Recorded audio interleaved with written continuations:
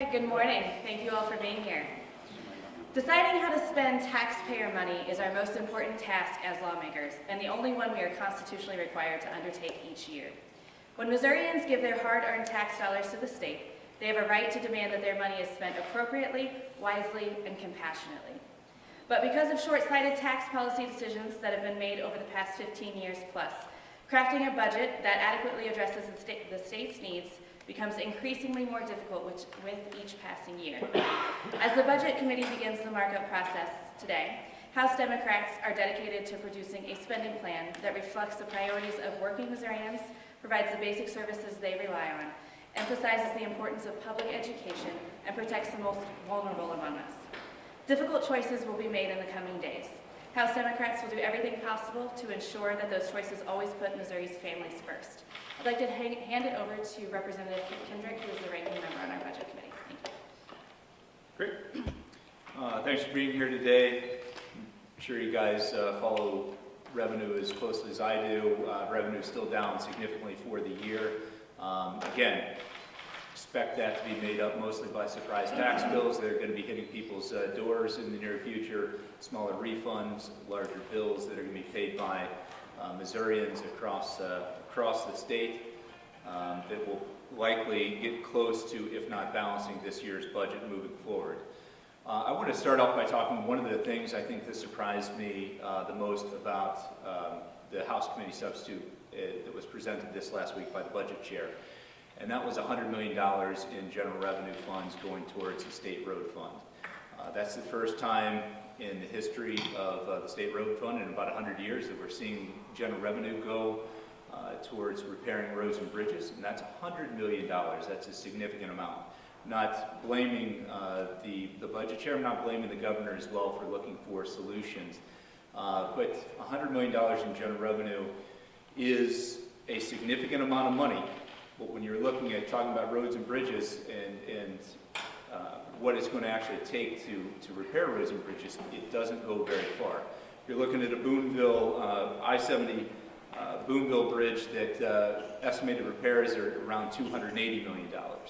This $100 million is going to come at the expense of education.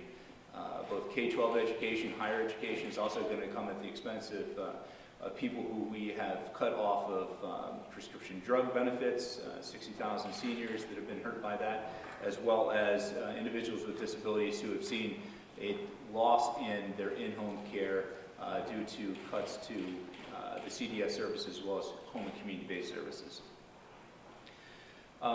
When we talk about roads and bridges, we often talk about every solution needs to be on the table, but if you look in House Bill 4, the MoDOT, there is the MoDOT budget bill, there's language in there that prohibits and restricts the ability for MoDOT to even study toll road expansion in the state of Missouri, and what toll roads may mean for the state. So we have, one hand we're saying we have to do everything we can, and then on the other hand we're legislating through the appropriation bills to actually limit our state. I'm not saying that toll roads are the answers for the state of Missouri. I do believe that they need to be part of the discussion, and we have an amendment to remove that prohibitive language. And we need to have a serious conversation about a long-term solution for roads and bridge infrastructure that has dedicated funding going to address this issue. Dedicated funding that has been our solution and has been our approach at it for the last 100 years. There's $63 million new dollars going into the foundation formula. That was a bipartisan effort to make sure that we can get money going to our K-12 education. We're pleased with the $63 million. We hope to be able to get more going to the foundation formula. But that also needs to be put in comparison with the school transportation formula, which is the governor had recommended $10 million in new funding. The House Committee substitute, as it currently stands, House bills cut that back to $5 million. And that's close to $200 million underfunded for school transportation. That is an issue that needs to be addressed as the budget continues to move forward, and as we move forward with conversations again on $100 million in general revenue going to roads and bridges when we are underfunding some of our state's top priorities. Another thing that was somewhat surprising is to see the fast track program in House Bill 3 completely unchanged at this point. It seems like as if it may leave the House of Representatives completely unscathed at over $22 million for a new scholarship program. Now, little discussion has been had on the fact that we have 3 aid programs in the state of Missouri right now. 3 aid programs that include Access Missouri, Bright Flight, and the A+ program. All 3 of those programs are significantly underfunded. Let's talk briefly about Access Missouri. This is our only need-based aid program in the state of Missouri. It's currently being funded at 72%. I have an amendment today that would move $12 million from the fast track program to the Access Missouri program that would bring funding up to around 84%. But that's still significantly underfunded, and that's money that's coming directly out of the pockets of some of our lowest income individuals attempting to improve their life and escape poverty by attaining a higher education. Something else that's important to talk about when we're discussing fast track. I'm not going to get into the merits of the program because I think that it does have some merit. But when we have 3 state aid programs that are currently underfunded, and also when you think about where the fast track is, it's hit a major roadblock in the Senate. But let's just say that it does pass and become law. You still have to promulgate rules. You still have to complete and work up an application process for people to be even to pursue this scholarship program. You then have to get out and promote it, and promote it in such a way that is going to bring applicants in, and then somehow get the money out the door in the current or in the FY20 fiscal year. And that's probably a pretty tall order for any new scholarship program. So the $22 million that's currently in there, I can't imagine it would be spent even if they continue it moving forward. So, thank you. Thank you, Representative. I'd like to turn over to Representative Deb Lavender to discuss specifically House Bills 10 and 11. Thank you. Thank you again for being here. Most of you know my passion. Today we have Monica and Chris and Kim who are here, who represent some of the community that have had their services cut 3 years ago from Governor Greitens. I hope you will take the opportunity at the end of the press conference to talk with them. Alyssa and Carol are also here from the Missouri Alliance for Healthcare. These are people who are on the front ground and are involved in the cuts that we've seen in these services in our states over the last 3 years. Governor Greitens cut the community-directed services by $37 million. That cut 8,811 people off from services, and then those services have been capped at 60% of what it would cost you to go into a nursing home. We know people have gone to a nursing home because of these cuts. And so these people who are here today, who are independent, would have a totally different life if they were forced to go into a nursing home because of lack of funding to be able to take care of their daily needs. There is a solution, at least for some of these people. We have an independent waiver in our state. Right now we have 160 people on a waiting list for this independent waiver. I will have multiple opportunities for the Budget Committee today to restore funding to these cuts, so these 160 people will have access to the health care that they need to have in their homes. We talked already, we cut $12 million that affected 60,000 seniors for prescription drug costs. They don't have an option, they don't have a backup, they are out help with their medication. We've recently been hearing the cost of insulin is going up to such a degree, people are trying to ration their insulin. And I've heard of several people dying because of that. This is not something that works if we're not fully funding and taking care of these people with our disabilities. The last program that I want to bring up is called Non-Medicaid Eligible, NME. In the early 90s, we produced a program in Missouri that told people they could have assets and we would help them with attendance and they could work up to make 300% of the poverty level. In 2005, the state ended that program with a promise to these people that they would be grandfathered into the program. We have 31 people who remain in this program today, and because of the lack of being able to extend a sunset, we've moved $500,000 off of a budget line to fund these 31 people. They need to spend down their assets, they need to go into poverty before they would again qualify for Medicaid. And once they get to that point, they're going to cost us this $500,000 anyway.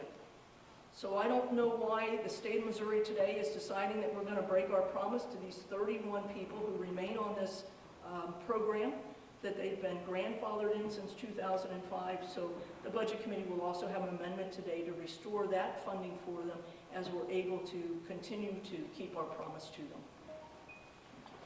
Thank you.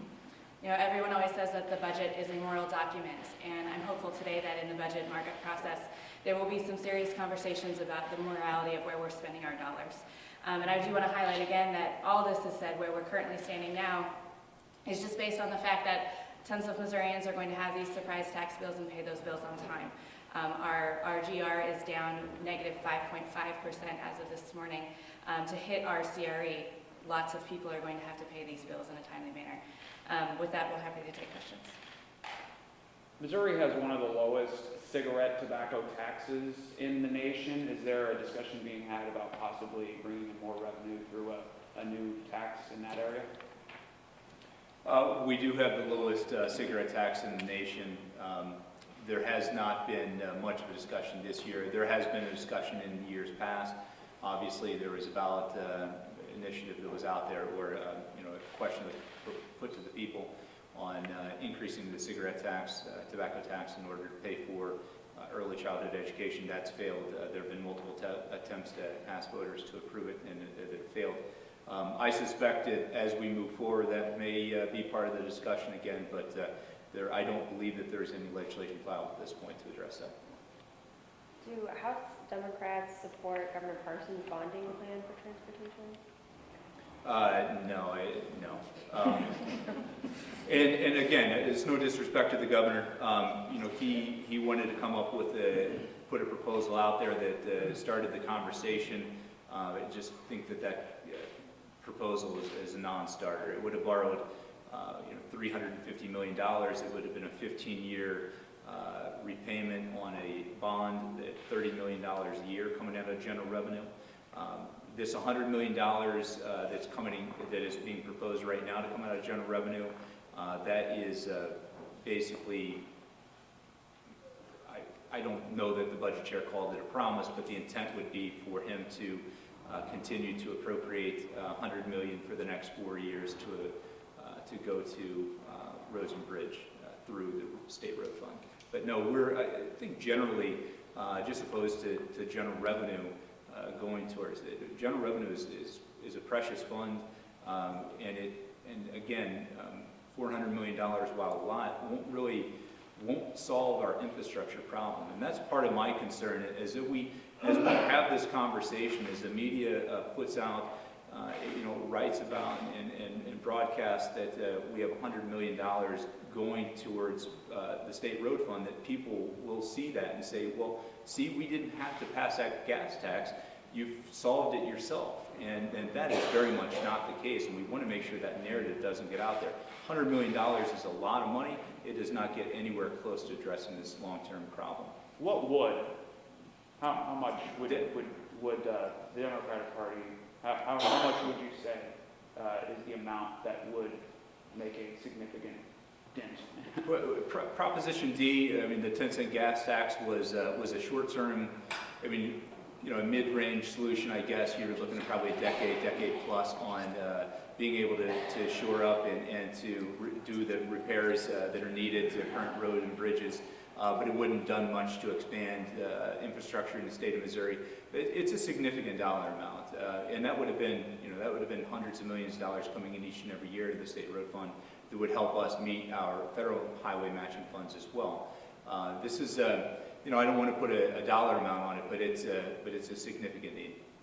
Would it be the position of the Democratic Party that another version of Prop D go back up, be considered again?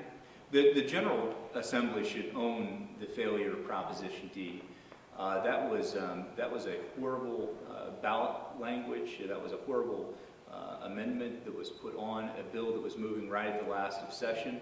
I think there were a lot of distractions at that time, if you can remember back. A lot of people in this building were distracted by what was going on with the then current Governor Greitens. And I believe that a poor decision was made to attach that amendment as it was, to make it look like we were funding public safety, but were we, what's the deal with the Olympic medals? What's that have to do with roads? It was a failure of this body, and I hope it didn't set us back decades, but sometimes I do fear that it potentially did. How does the House now repair that failure? I think that we need to have a serious conversation about putting clean language on the ballot and asking people in a very honest manner to look at raising gasoline tax. I talked to Republicans up in Northeast Missouri, conservative people who were like, what is this shell game that's happening here? I'm not going to support this. I mean, and you talk to Democrats as well, and everyone was confused by the ballot language. And you're going to have people that vote against any types of tax increase. But I think Missourians are well informed enough that they understand the serious problems that we're facing with infrastructure. And I believe that the majority of voters out there would support clean ballot language. So language more like this gas tax increase for roads and bridges, period. A little bit more clear language, Mike. That is correct. Is that the House Democrats' kind of proposed solution to road funding? Well, I think that, I don't want to speak for all the House Democrats in the caucus, but I think that we're generally in agreement that should be part of the discussion moving forward. Again, I don't know that toll roads are the solution, but I think that they should be definitely part of the discussion moving forward. We need to be having a broad discussion.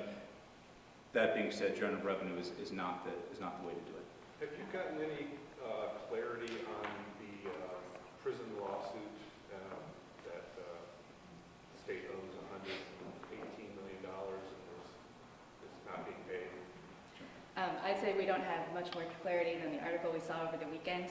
I do know that Representative Kendrick has had a few conversations with the department, but we are finding out as you all are. Do you have any ideas on it? Should it just be appropriated and been paid since the... Well, my understanding is that there is going to be an appeal, and that this process may take upwards to a year for the appeal and all of it to go through. In terms of can the judge appropriate through their judgment, I would say that we generally agree with the treasurer in his statements that he made in the article. But that said, this has been well over 10 years of underpaid funds to employees of the state, and we owe the money to them. We have to pay it, and we need to be having a conversation as a legislature of how we, actually making that happen. Following up to that, since the state was not, since the treasurer said that there is no appropriation big enough to pay that $118 million garnishment, if the state does come up with the money somewhere, how might that affect the budget, and how might that affect Democrats' budget priorities? Well, that $118 million would definitely affect the budget in any way, anytime that we would pay that money. But again, the reality is that we owe this money to our state employees. Missouri has, in my opinion, done very poorly for our state employees across the board. They are one of the most underpaid in the country, and here we have a lawsuit showing that we owe this money to them for underpaying them for their overtime. And so we need to be having the conversation, and to answer your question of how it would affect our priorities, I'm not really sure. It would just depend on how that process came about, and if we were looking at fiscal year 20 or subsequent years for paying that money back. I'm not hearing much public discussion, and maybe it's just me, about whether or not Joel Walter should be fired from the Department of Revenue. Is it just me not hearing it? Are you hearing it behind the scenes? Does there need to be more discussion about it? What the governor does with the heads of his departments are up to him, obviously. I do believe that the conversations should be continuing in terms of where we're currently at and making sure that Missourians know what happened and that they're going to have these tax bills.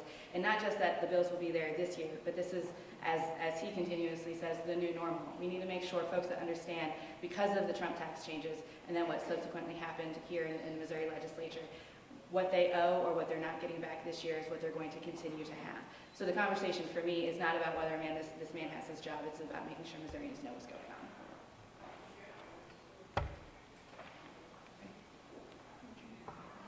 Thank you. Thank you all for coming, and I would encourage you to talk to our folks who made the trip up here to really give you insight to what these disastrous cuts have been doing to their lives. Thank you.